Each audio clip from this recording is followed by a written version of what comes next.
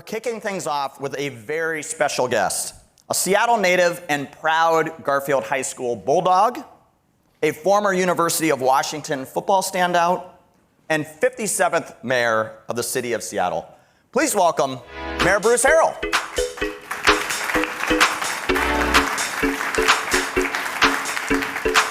Bruce, great to have you here.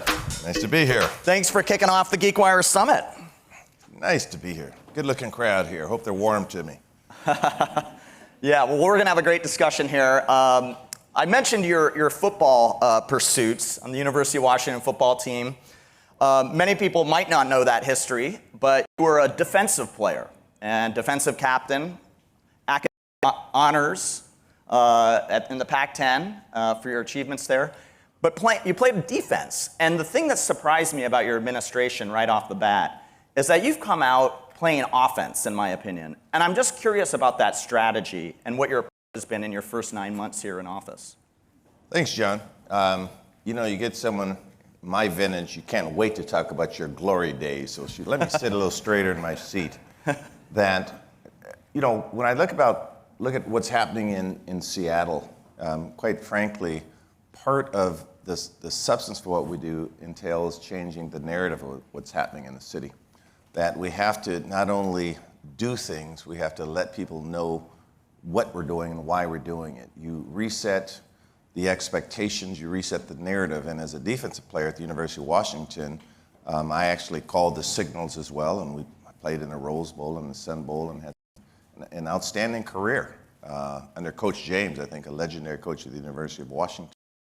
But he also said that part of being a smart linebacker, not just being by 300-pounders coming at you trying to take your head off, was always anticipating moves. What are they going to do? Are they going to pass, they run, are they going to do a deceptive play? And the most important thing you have to do is be able to hit and disengage as a linebacker, as an inside linebacker. And so, quite frankly, growing up playing different sports, I played other sports, that I always used the team mentality of anticipation, mental toughness, doing the homework on your opponent, which is critically important. A lot of the lessons I learned in sports transfer to becoming a politician. And for those that do not play sports, because one of my rules is don't alienate people in certain arenas, that I think whether it's chess or tennis or just a hobby, you take it seriously. You know, I say, you know, I've always said I don't have the privilege of mediocrity in what I do. Part of my strategy has been to be aggressive, to make smart decisions, but to own it as well and think about the team. The team comes first.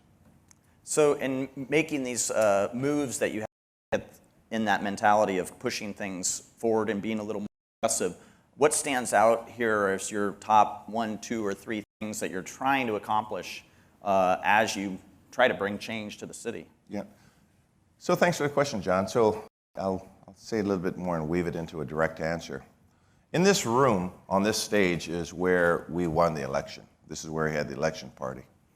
And if I asked anyone in this room that are looking at me or listening in live streaming, I don't know about the live streaming audience, how many of you were here that night? Amongst 15 candidates, we won by one of the There's one hand. largest largest leads for a non-incumbent in 30 years. One hand went up. 2 hands went up. Can you prove you were here, by the way? They're just throwing hands up. Well, I can't see through the lights who they are. That's part of the problem, that many of you, rightfully so, have critics about the city, whether it's public safety, and we'll get into that, whether it's in education, whether it's homelessness and the fentanyl issues, the things you have to deal with every day. My guess would be, we looked at, there was polling, a lot of polling done, and I know the dissatisfaction. And you hear comments about either the mayor, the city council, or the city attorney. And you know, I was born and raised in this city. I've seen it in better times. I've chosen to serve, right? And this job that I have, it didn't end so well for a lot of my predecessors. I can go through the history, and I'll just leave it at that. Yeah, let's not go through that. Okay, right? I'd rather not. It didn't end so well, but I think we have to be open and transparent about it. But none of you were active. To my I don't know if you were or not, I can't see everyone, that what's happening is what I call the booking approach, that either the far political left or the far political right have talked in Seattle, and it's hard for a rational person to make, I just think, database decisions, trying to calmly listen and look at best practices in other cities, just sound decisions. Because you're moved by the anger and the angst. In a very wealthy city, we've created a subclass of poverty, and a lot of people have fallen through the cracks, and people are rightfully angry. They see the Floyd incident in Minneapolis, and they say, wait a minute, this is happening to an African American, and in our time right now, this kind of egregious conduct. And you look at the youth, and they're saying, come on, these rules are rigged. You got people, 100+ billion, and you see people living on a sidewalk in one of the wealthiest cities. These rules are all rigged. So part of my job is to make sure that I get people who really care, I will concede that, active. And we could use technology for that, by the way. There are many things we're doing. So part of my job, part of my administration, are to make sure that I figure out a way to make sure everyone can engage in a meaningful way. And when I talk about One Seattle, that's what I'm talking about. How do we listen to one another, lead with compassion? I believe ultimately in the greatness of the city and the greatness of its people. I mean, we're a well-read, well-connected city. Great opportunity.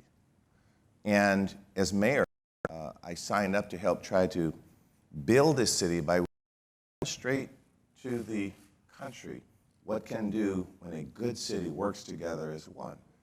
And I am unashamedly proud to say that my policies are somewhat in the middle in that sense. Everyone wants a disruptor, right? You're going to probably evaluate some disruptors. That's a cool term, okay?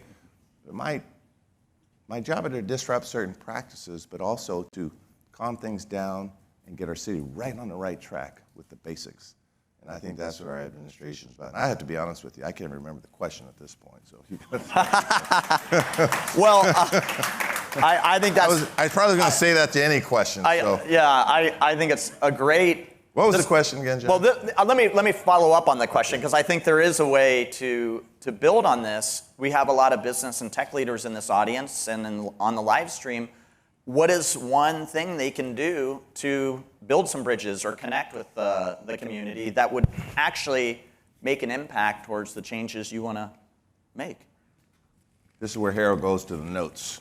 One thing, are you kidding me? I'm going to come here this intellectual capacity. We've got limited time. You have, well, I have limited time too. First of all, I'm not going to give you the answers. If I had the answers, you don't need me. I'll give you the issues and I'll give you some ideas. So one of our biggest problems, as you well know, is recruiting police officers. I'm down to less than 1,950 or so. I need to get those numbers up around 1,500. So our recruiting strategies, do you know a better means by which we can help recruit officers? Are you capable of assisting us in using social media or using your national networks to evangelize or highlight what's happening here in Seattle? Because there's a reason why I bet you most of you have come here from somewhere. So can you help us in that regard? Our budget right now, I am using some technology in the budget, for example. I'm advancing, I put about $1 million in there for what's called an acoustic gunfire locating system. Comes with some level of controversy because people do not want to surveil, but this is actually, I think, good tech in certain areas. It's not a crime prevention tool, it's a evidence gathering tool, and it works such that if there's a gunshot, it triangulates the sound and can tell you right where the gunshot is. Right now we use a complaint-based system. There was a gunfire outside. Where? I don't know, somewhere outside, and the police have to run around trying to gather evidence. The first thing they try to do is look at the cameras to see what happened. So there's technology out there to help with that. So you can talk about through your networks how to advance it, because the city council, who now are evaluating the budget, they'll get a lot of opposition. I already went through this, by the way. I put this in when I was in the council. Remember, I've been elected 4 times. I was president of council for my last 4 years, and so I had put this in the budget some time ago, doing a pro-con analysis, and had gotten it passed. The mayor just did not advance it for some other reasons, not because they didn't support it. Strategic planning, activation, what I meant by that was, with the public safety, sorry for the noise, with the public safety issues downtown, I'll recruit more officers. They'll be trained to not racialize and militarize their approach. We're creating a 3rd department on another skill set to come out of crisis situations. but I need to also activate downtown in workplaces. And how do I do that? Do I do that with coffee corners where we could set up, people could socialize? Do I say, what happens when the plywood comes? Well, a lot of you work down here and play down here, so you can help with the visioning process. So we actually have a technology group of thought leaders to help me vision what the downtown should look like. Don't assume that it's going to be from the top down. So there's plenty of opportunities for you all to engage, and I'm just a call away to facilitate that engagement. Yeah, I want to talk about downtown and public safety because that's a key of the theme. There's a big theme at the GeekWire Summit this year in terms of the future of work and what's happening there. We're at about 40% occupancy downtown for our businesses. So workers just haven't come back to the level that they need to have a vibrant downtown. I'm curious, from an economic impact, I mean, this potentially is going to hurt the tax base if we don't have workers down there supporting the businesses and working from downtown. So how concerned are you about remote work as a potential impact as it relates to your tax base? And more specifically, how much of the city's tax base do you think will be reduced by this trend we're seeing of not returning to the office? Yeah, so certainly I'm concerned about the foot traffic for a variety of reasons: the quality of life, the commerce, the lost commerce and lost taxes. And so what we also have to recognize is that even pre-pandemic, with now the benefits and the convenience of e-commerce, that as a country and as a city, our consumer habits have changed. So I'm not sure, even without the pandemic, what was going on in terms of downtown. And now that people realize there are other ways to meet, other ways to develop synergies in the workplace, and it's a lot less expensive with the various tools, I don't think it'll ever be the same. And so the visioning process of downtown, what should it look like? What should we now look at our infrastructure? So when we look at 3rd Avenue, when we're talking about the built environment, when we look at the need for daycare and open space and culture in arts and music and live expression, I'm not sure what the new downtown will look like. And I don't know if we'll ever drive the foot traffic down here where all of the buildings are occupied. So does that concern you as the leader of the city in terms of the tax base? I mean, this is going to be less revenue for you to do what you need to do. Of course it does. And that's one reason why, even in the e-commerce world, we have people looking at what are the tax implications of this. But you cannot force people. I cannot mandate people to come downtown unless there's something to drive them there. There has to be a reason to go. If for any of those that have children, you'll realize that you have to incentivize. You can't mandate. And so as we do the visioning process downtown, I'm asking people, what will attract you here? That's what it has to be. Employers are finding out to their benefit that they often have more flexibility with a virtual workplace. Now, there are some types of industries, and many of you have looked at the data, there are some types of industries that you need the live interaction, the synergy, the interaction, the creativity, the accountability. But there are some, quite frankly, that you don't.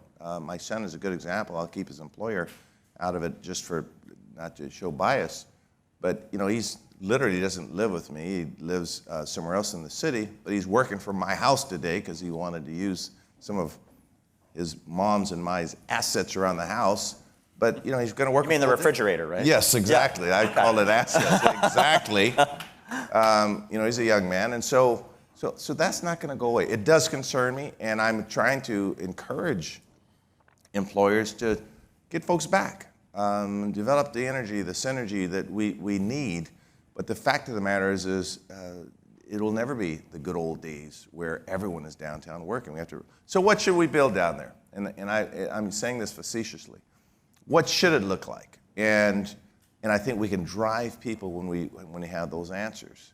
Again, I know part of we talked about this earlier, was I can sell Seattle to anyone because it's authentic.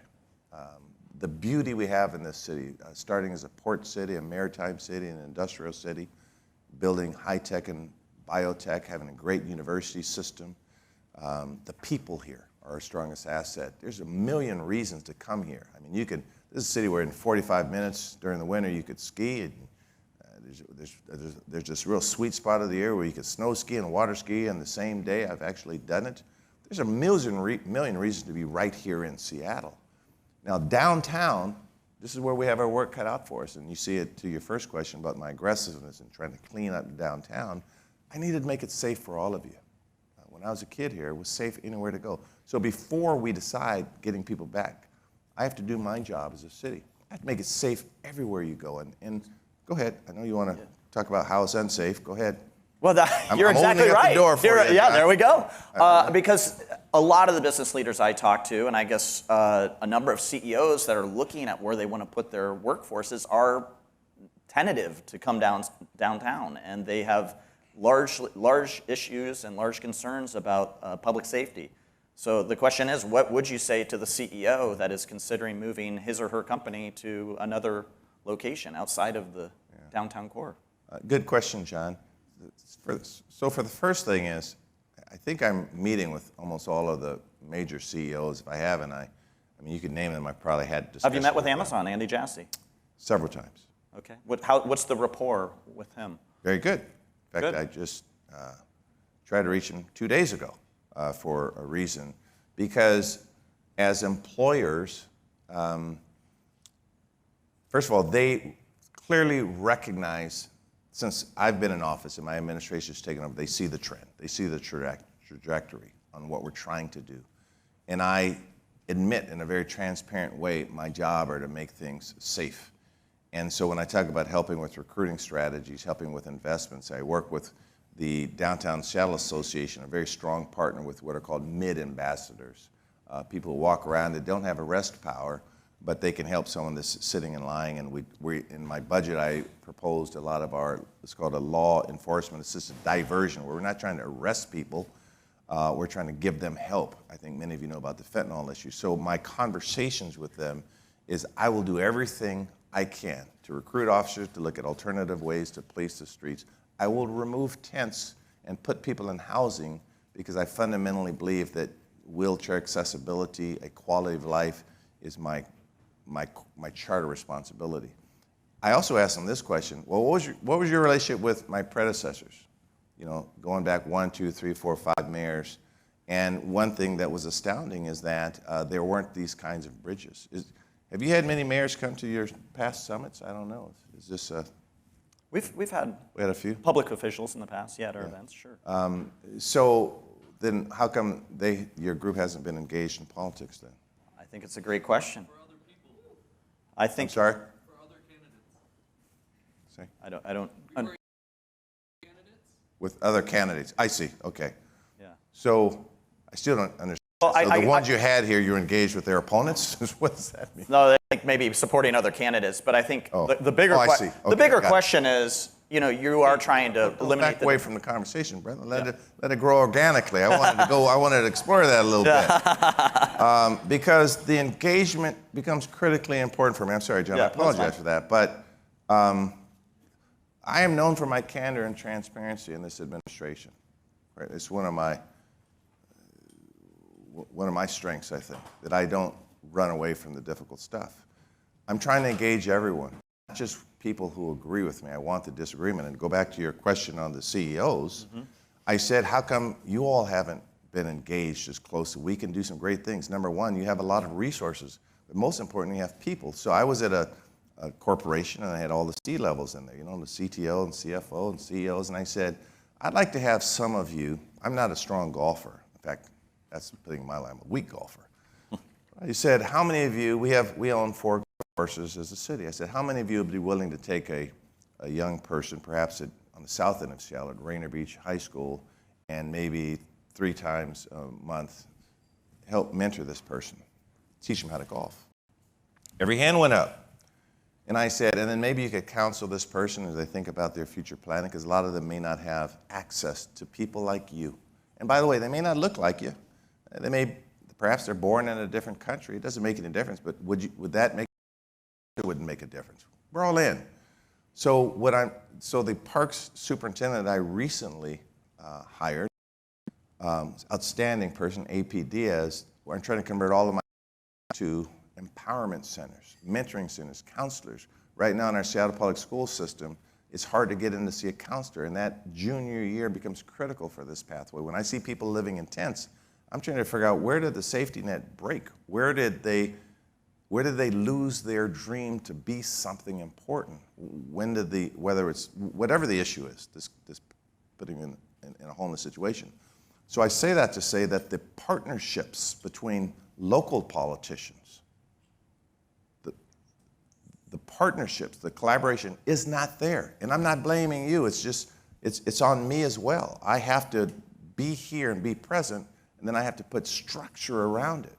And that's the work we're doing. I'm trying to put structure around the relationships, not just, hey, I'm running for office, will you vote for me? You know, that gets old, and you see me in another 3 years or 4 years, hey, will you vote for me? No, I want the partnerships. And that is how we're going to move this needle in the city. That our greatest asset, most of you do not like seeing people homeless. If you like seeing people homeless in this city, raise your hand. That's what I thought. No one does. But then I ask you, so what are you going to do about it? What's your entry point to help with the problem? And you'll scratch your head and say, I'm not sure. Am I supposed to give the person some money? You don't know. So my job is to build the infrastructure around such that you know exactly what to do. And then we become accountable. All of you know how to read a profit and loss statement, a balance sheet. You can measure our performance together. And that was on my list too, in terms of what you can help us do. I'm funding the King County Regional Homelessness Authority. I've gutted out one of our departments to have a regional homelessness with outlying cities in the county. You could help us measure our performance. We'll open up the books for you. So there's opportunities around, but the partnerships, Jim, the partnerships are going to have to be real. So don't just, I'm not here to entertain you, by the way. I'm here to build the relationships with you. Take this job very seriously. And so I hope that you get engaged and you call our office and says, okay, I'd like to be engaged. That's my goal. Go ahead. Yeah. Sorry, John. Thanks for the grace. Yeah, I want to ask this question. I've been in Seattle 27 years. You spoke about, a lot of us were attracted here for the things you mentioned, the mountains, the beauty, this innovative, creative, progressive community that we're a part of. But it feels like we've lost our mojo a little bit as a community. What can we do to get our mojo back? Well, the mojo's strong, brother. The mojo's back. I believe it. I believe it. When I started talking about one Seattle and we created a 1 day of service, we were hoping to get 1,000 people. We got 4,000 people. I'm sitting here picking up trash with Pete Carroll from the Seahawks. The Mariners are going to face Toronto in a couple of days. The mojo's back. And in all seriousness, that we've all come out of some very, very tough times with everything. The pandemic, and it's, of course, over, but these tough times. And so I always say, claim that what you want to be. Seattle's dying, Seattle's dying. No, Seattle's thriving. If you still look at what we're doing, we have a low unemployment rate. We have people still coming here. We have some tough challenges, but I'll guarantee you there's a reason why we're here in Seattle right now. And if you believe we lost our mojo, then I say there's one thing you have control over every single morning. What is that? Your attitude. So help me build the mojo back. So I know we lost our mojo. I come to work every day. I work 7 days a week. I don't walk in like, yeah, we lost our mojo today. How do I get it back? The mojo was good. You're here to look at some potential companies and startup companies. You are enjoying your job. I could tell by the energy in this room that the mojo's here. We have to believe it collectively. When I talk about one Seattle, I'm saying let's pull this thing together. And I will tell you that, again, getting here as mayor for me wasn't just an overnight success. I've worked really, really hard because people like you in this city in prior years built a city by which someone like me that, my mom and dad didn't go to college. They were city employees. They didn't have those opportunities. I'm the second person of color to be the history in this city, the second person. The city should be proud of that they looked beyond whatever superficialities they saw in me and said, we're going to give this guy a chance. The city should be proud of that. I think I represent the city saying, we're going to try to get on the right trajectory. So I believe our mojo is back.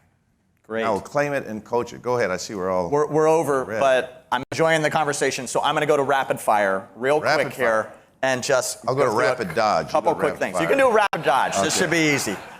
In a word or two, Okay. what's the biggest impediment you face in making the change you want to make in the community? Biggest impediment. Word or two. We're rapid fire. I know you don't like to be. No, told to a word it's or two. okay. Biggest impediment. People believing that our mojo's gone. Yes. Okay.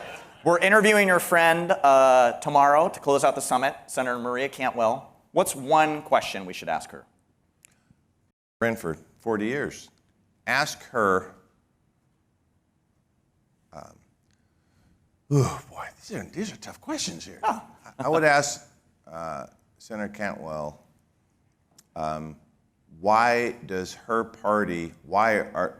What's the plan for her party to continue in office, given what we're seeing from her opposing party, some of the activity on the opposing party? It seems like her party, and I try to be nonpartisan in these issues, her party doesn't seem to quite have their act together in terms of dealing with some of the annex in the other party. For example, Well, we don't have to go down that path. Yes, I was going to that's talk good. about the race down in Georgia for Yeah. an example, but I won't do that. Yeah, we won't go there. Now, here's the biggest softball of them all. Okay. You ready? Yes. Okay.